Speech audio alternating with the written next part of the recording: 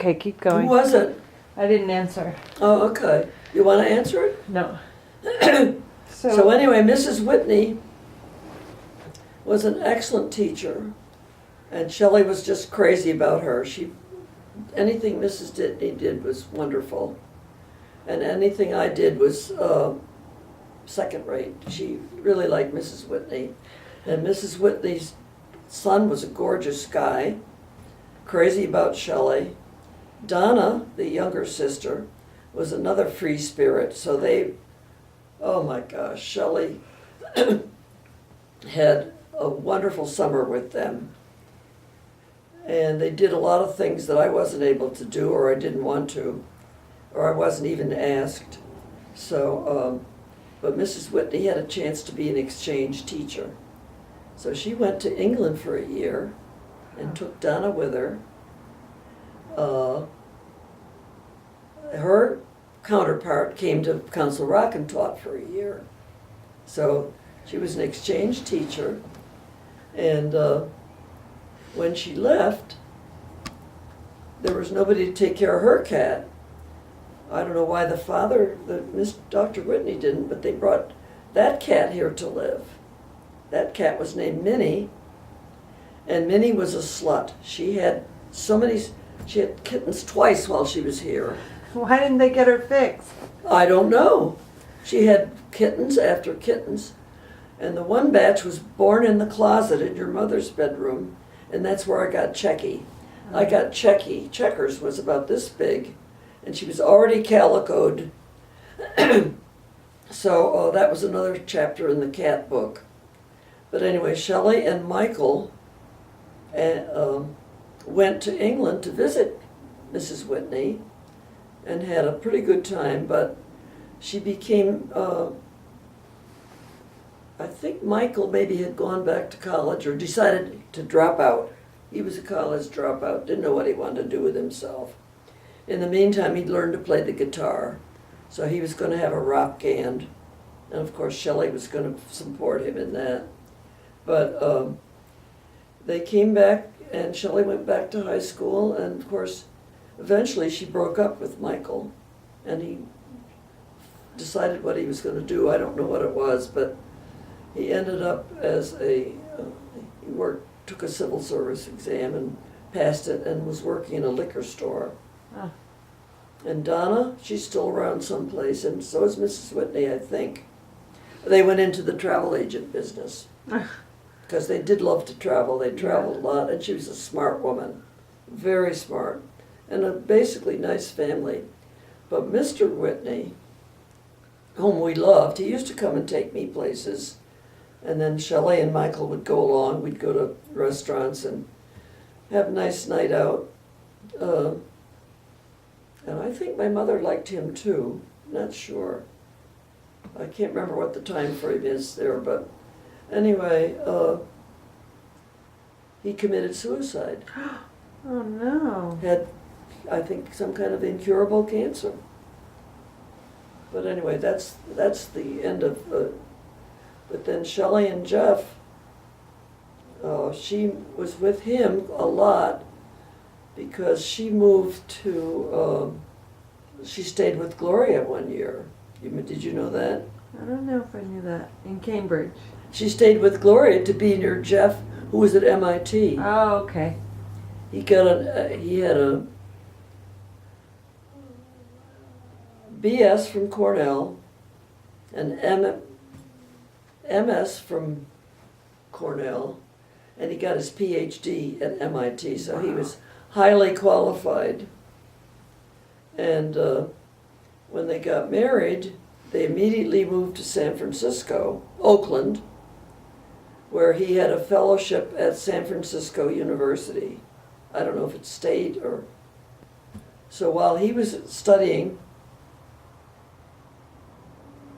it's postdoctoral fellowship, he was studying. Shelley went back to school and got her master's in public policy. Mm-hmm. So they must have been there for 3 years. Mm-hmm. At which time, when she got the degree, she was pregnant with Alex. Right. But you didn't have any grandchildren, but then Well, the did you next go one up would when be Nikki. No, but we didn't talk about me, because the camera went off. Remember? Well, as so I say, were we were you there. up there? We were there in November, for January 1st, and you were due about, Gloria was going to have a baby, and I was out of school for Christmas break.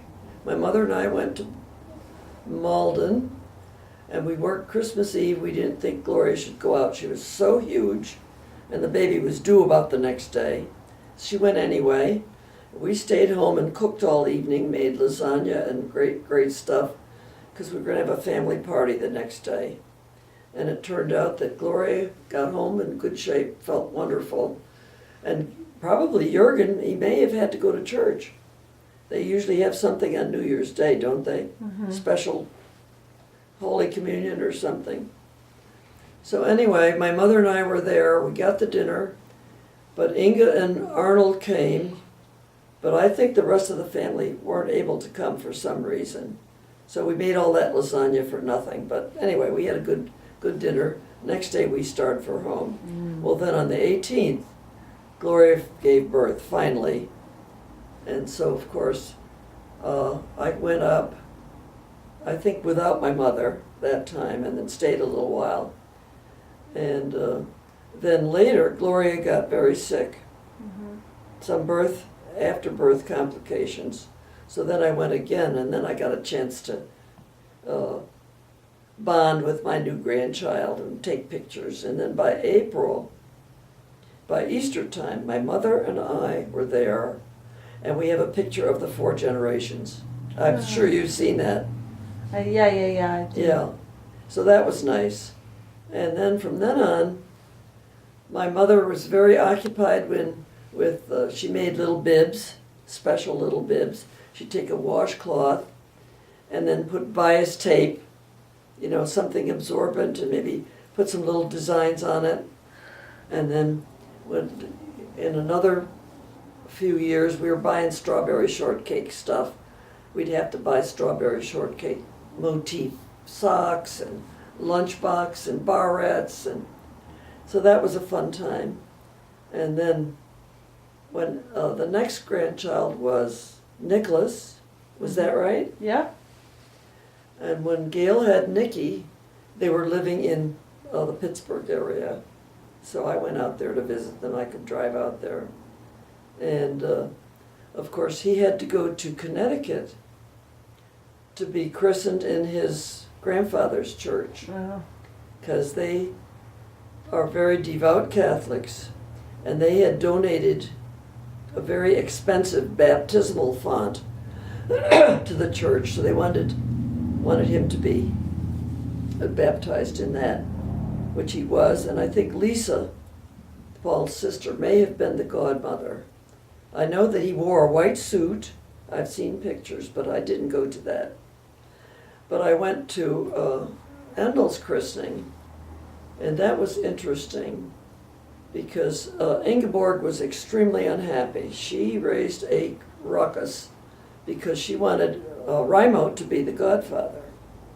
And Jürgen said, no, Reimer doesn't even go to church. I'm not having him from the godfather. So he selected these 2 old ladies from his church. Caroline and Margaret. Carolyn and Margaret. The younger one was Caroline, had been a school teacher, and a sweet, sweet lady, very good Christian. Margaret had married a missionary, so she was a widow, but she had been married, and she married a man who was from the Far East. He'd been a missionary in China, or Japan. So their house was full of gorgeous oriental teapots and hangings and brocades and stuff. They had an apartment in Malden, and they were just the sweetest ladies. They were nice. And then the other, who was the other? Angelo.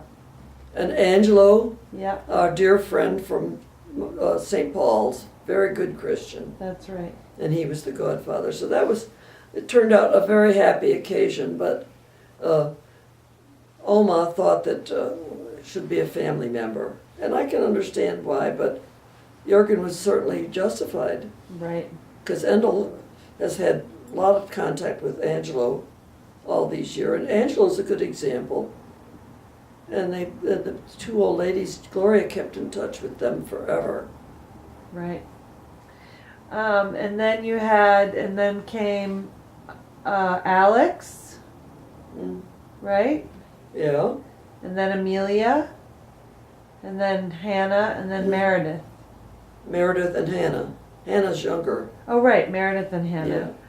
And that's it. So Well, you I have can't 2, remember. 4, 6, As I 7. say, Alex was born in George Washington Hospital in Bethesda, Uh-huh. and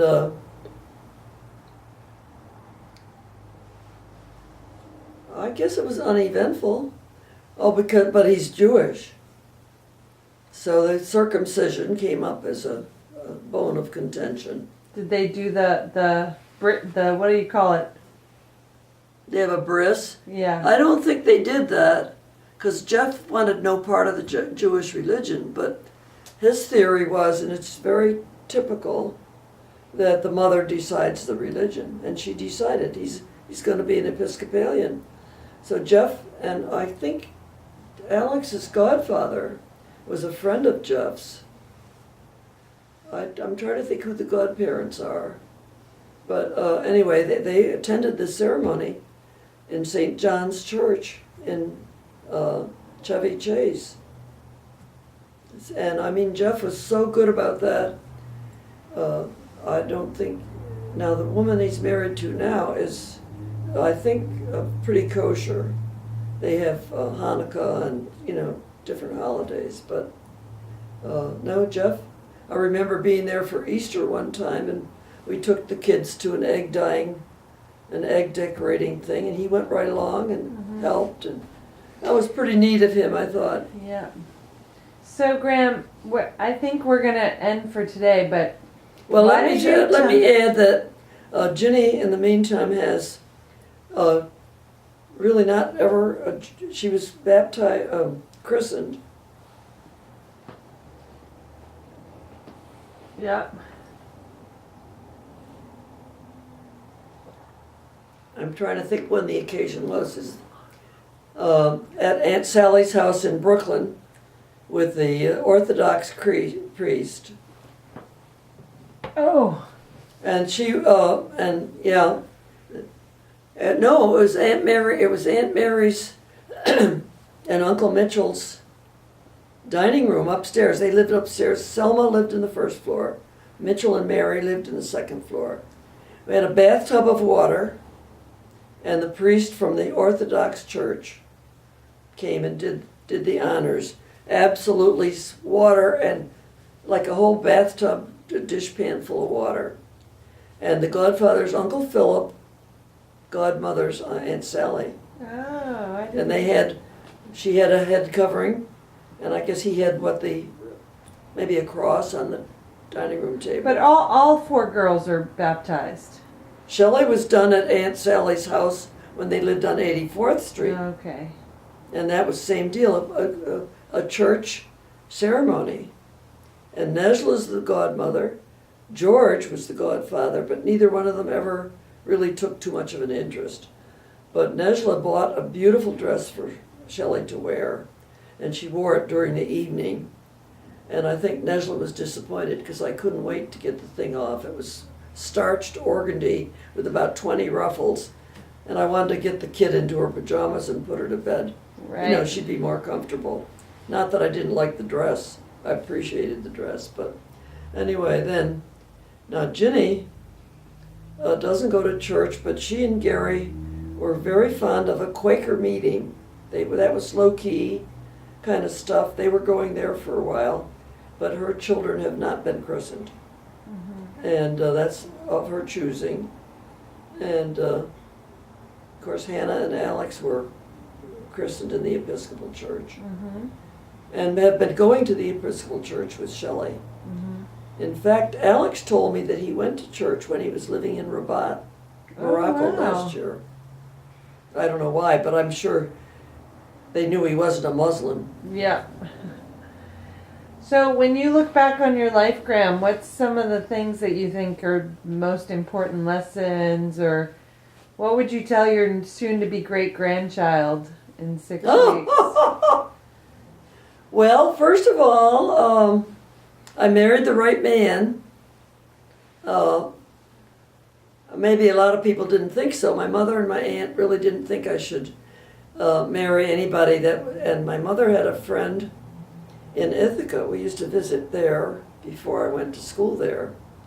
And when I was dating Nick, he had pretty dark skin and dark hair. And this Mrs. Hallam, her name was, she said, well, I hope you're not going to let Henrietta marry that guy, while she'll have nigger babies. Oh my gosh. Well, that's the way some people are such biased. It exists today. It does. They're just Think not about willing. the beautiful girls you had. Well, they were hybrids.